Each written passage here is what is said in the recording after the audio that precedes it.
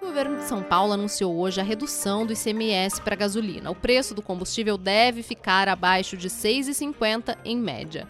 A decisão segue a lei federal que foi sancionada pelo presidente da República e o governador de São Paulo, Rodrigo Garcia, disse que o estado vai perder mais de 4 bilhões por ano com a arrecadação. Eu converso agora com o economista José Rita Moreira para comentar o assunto. José Rita, com essa redução do ICMS, pode ser vista economicamente falando? Como ela pode ser vista? Patrícia, existe um esforço aí grande para tentar baixar o preço dos combustíveis aí, então eu acho que todos estão na mesma luta aí em busca disso, né? Nesse momento o que se vê é o governo federal isentando PIS e COFINS, que são impostos também que incidem sobre o combustível, enquanto que os estados aí devem reduzir para 18% a alíquota de ICMS. O estado de São Paulo, por exemplo, era 25%, está sendo reduzido aí para 18%, né? Se bem que nós temos alguns casos extremos, Rio de Janeiro acima de 30% também deve reduzir.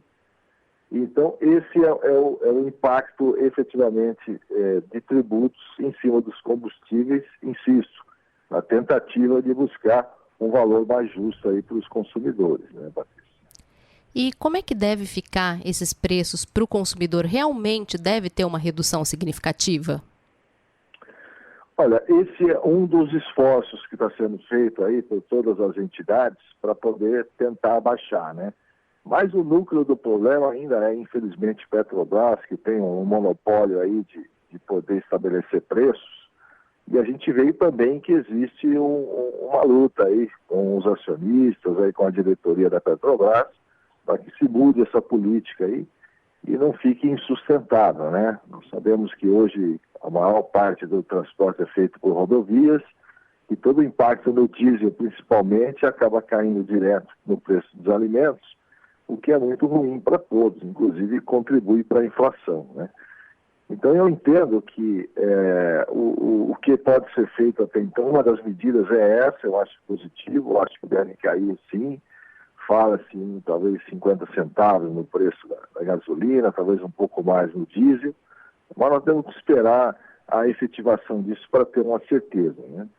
Agora, o importante é o seguinte, nós temos muitos agentes ao longo do caminho, desde a exploração do petróleo até chegar na bomba de combustíveis, muitos agentes que não têm interesse em ver o que é melhor para a sociedade, né? Então, eles insistem em manter tarifas e preços altos, o que prejudica a todos. Então, acho que falta um pouco de consciência cívica para todos, porque está difícil para a população pagar esse preço aí, fruto de talvez vaidades ou talvez intransigência de alguns dos elementos envolvidos, que não venha melhor para a população.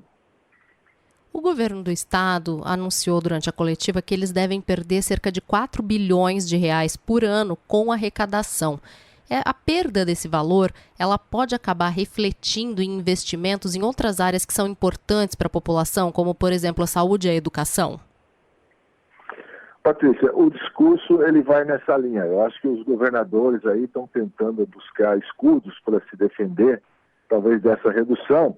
E uma das maneiras é dizer isso, né? Tentar sensibilizar a população que haverá prejuízo para áreas fundamentais enquanto se baixa o preço dos combustíveis. Eu não vejo dessa forma, até porque a redução de preços vai permitir que os veículos continuem circulando, continuem consumindo, continuem pagando impostos.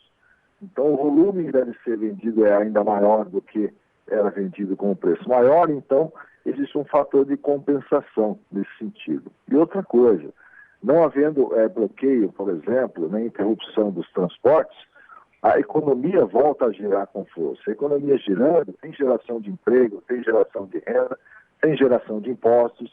Então existe um efeito compensador isso aí, na minha opinião, que não é bem esse discurso aí de um prejuízo de 4 bilhões que aconteceria anual. Isso é uma retórica, na minha opinião, que ao final nós vamos ver, caso realmente seja efetivado, que vai ser menor do que se imagina. Moreira, e qual é a orientação para o consumidor nesse momento? Olha, aqueles que podem esperar um pouquinho para sair, para marcar uma viagem, ou que consiga fazê-lo, por enquanto, ainda virtualmente. Nós aprendemos muito durante a pandemia aí, a trabalhar no home office, trabalhar remotamente, usando os recursos tecnológicos que nós temos. É isso, eu acho que é tentar fazer o máximo possível sem precisar se deslocar e esperar que essa situação se reverta. Agora, para os caminhões não tem como, né? Eu acho que os caminhoneiros, que é uma classe bastante essencial hoje, eles realmente têm que procurar as melhores opções de preço e tentar trabalhar mais na logística, né? Tentar fazer cargas, sair com o caminhão carregado, voltar com o caminhão carregado. No mercado de transporte se chama isso carga de retorno, porque se ele vai carregado e volta vazio, aí são dois preços, né, que ele vai ter que pagar. Então, procurar planejar melhor as viagens, procurar levar o máximo de peso possível que o veículo permita, para não sair com cargas vazias nos caminhões. São formas alternativas aí de poder ser mais eficaz, talvez, nas viagens e tentar, com isso, reduzir aí o peso do preço dos combustíveis. Tá certo, Moreira. Muito obrigada pela entrevista e por trazer esses esclarecimentos para a gente. Um grande abraço, Patrícia. Prazer falar contigo e os ouvintes da CBN.